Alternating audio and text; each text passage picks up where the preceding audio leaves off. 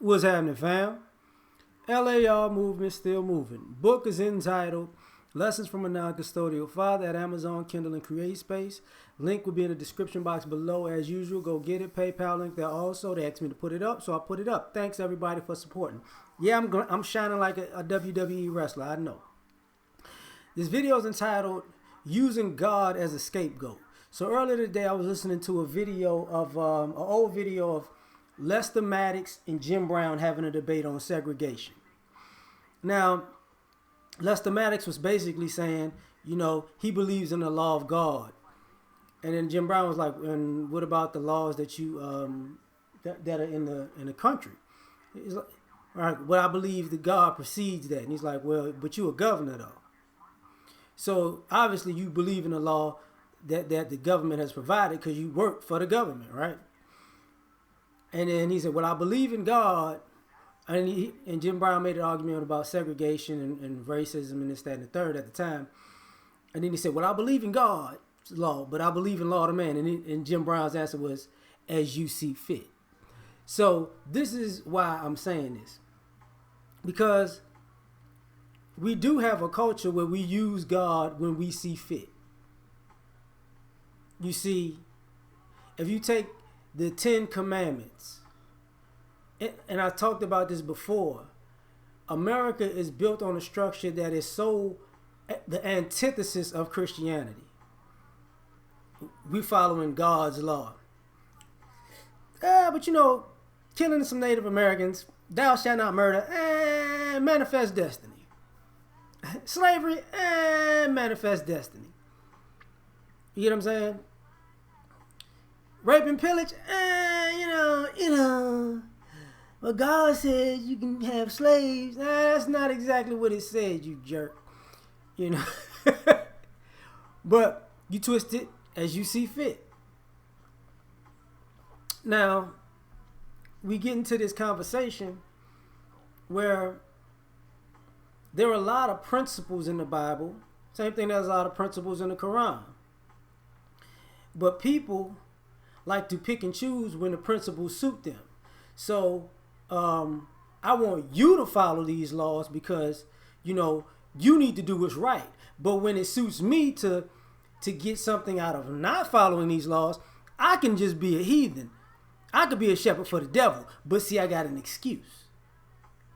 You know what I'm saying? And it's like, okay, so God is a scapegoat. Because here's the premise of being a respecter of persons. They say don't be a respecter of persons in the Bible, which means basically respect all people in humanity the same. Don't respect a person who's a doctor more than you would a janitor. But do we do that? No. That's not what happens. I like this person more than I like that person, so I deem I'm going to respect this person more than I respect that person. So, because our ideology, in the ideology, this is a capitalist society, so he got more money than he got, so I'm going to respect him more than I respect him. But I'm following the laws of God. No, you're not. It doesn't hurt for you to respect the doctor just as much as you respect the janitor. That's not going to hurt you. You feel me? Like, it's not going to be like, oh my God, I lost something inside because I respected the janitor too. Like, that's not going to happen. But we like playing these games, right? The other thing, like when people say thou shalt not kill, it's actually thou shalt not murder. Like a lot of times we take the Bible out of context because we don't listen to the stories fully, but we can go to war. Thou shalt not murder. Like you're killing people, normally innocent people, because if you go into another country and kill people, basically you're murdering because you went into their land to kill them. They didn't come to you. You're not defending yourself. You're actually on the attack. So that's murder. So, but at the same time, when the practice of this happens, God bless America. Why are you going out of the country murdering people? Come on, dog. Like, you're using God as a scapegoat now. Um,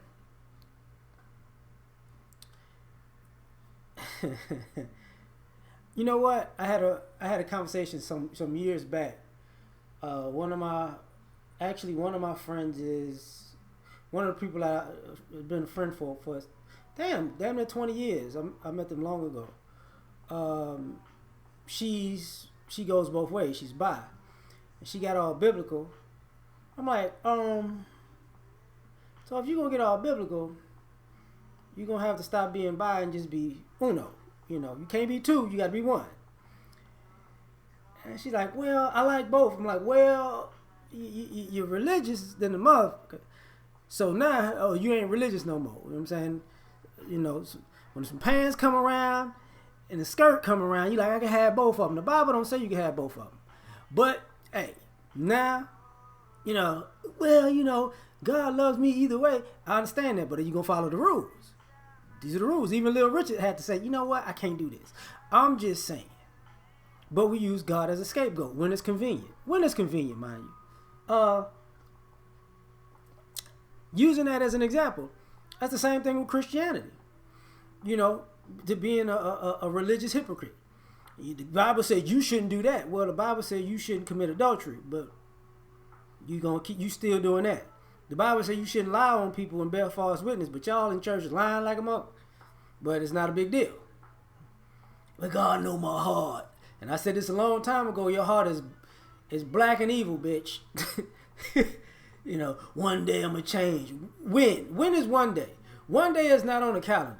There's not a month called one day. There's not a day called one day. There's not a time called one day. There's not a year called one day. There's not a one-day decade. I want to hear this stupid stuff. But let's have a little fun with it, right?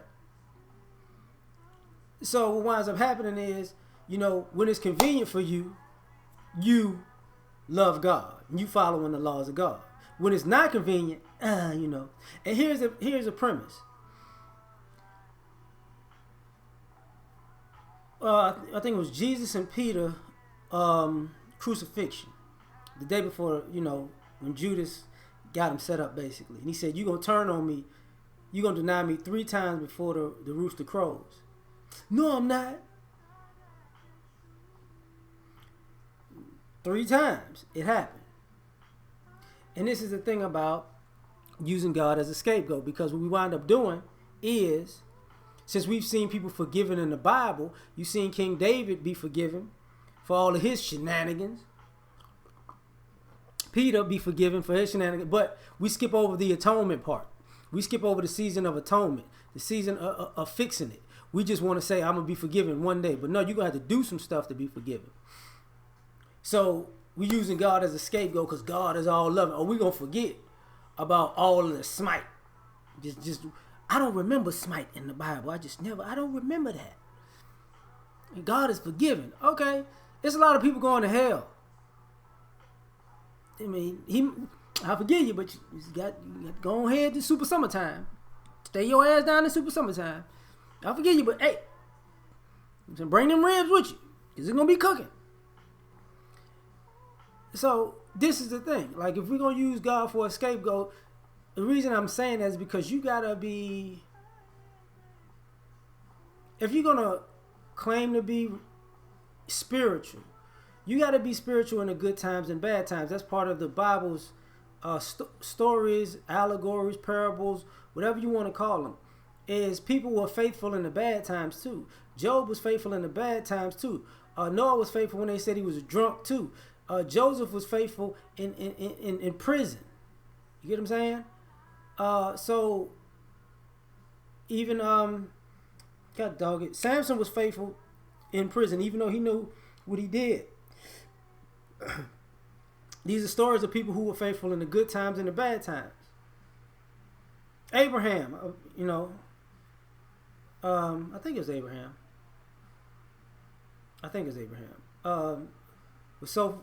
Was faithful during the bad times when it was like you might have to sacrifice your own kid.